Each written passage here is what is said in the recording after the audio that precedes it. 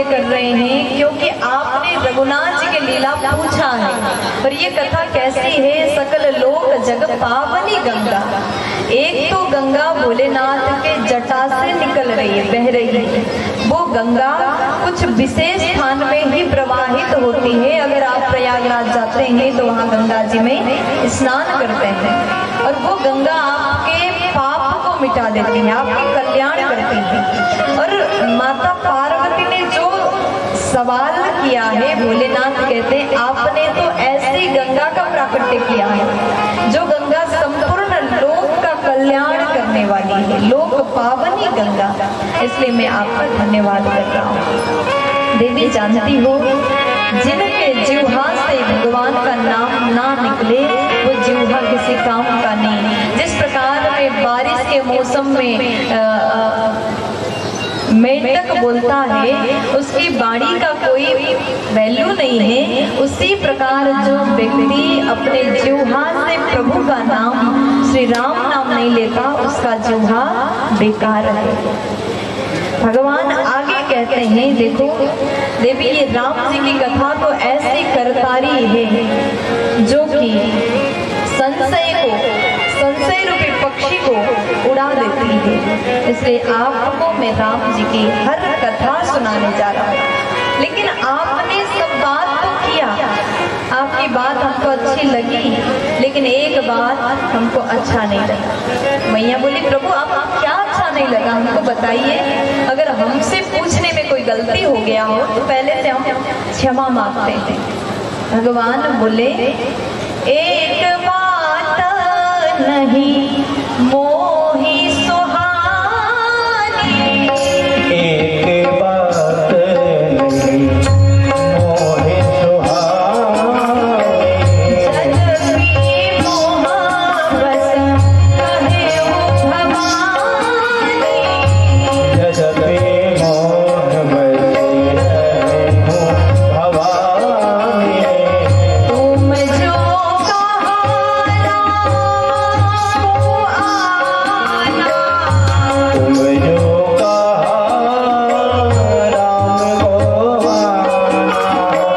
जय श्रुति गाव धरहि मुनि ध्याना, जगति भाव धर मोहि ध्याना, जय श्रुति गाव धरहि मुनि ध्याना।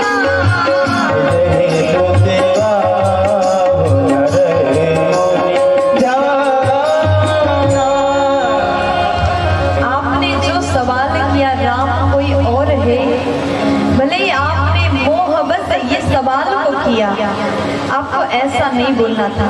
वो मेरे नाथ है, मेरे भगवान है, मेरे इष्ट देव है। आपने ये पूछा ना राम कोई और है, आप ऐसा कैसे पूछ सकते हैं? ये बात आपकी ये बात हमको अच्छी नहीं लगी। तो भगवान कहते हैं, देखो देवी, आपके सवाल को सुन करके अब मैं आपके भीतर के भ्रम को नाश करने का पूर्ण प्रयास करूंगा। पहले तो ये बात को ध्यान में आप रखिएगा, राम कोई और नहीं है। जो निर्गुण है वही सगुण है, जो अजन्मा है उसी ने जन्म लिया है।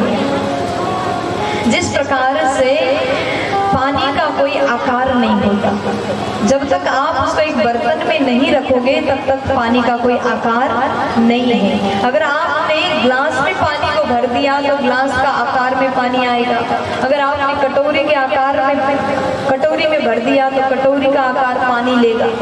और वहीं पर अगर आपने किसी बर्तन पर पानी भर करके फ्रिज में रख दिया तो बर्फ के रूप में परिणत होगा, वो आकार में आएगा, उसका एक स्वरूप होगा। उसी प्रकार भगवान निराकार रहेंगे।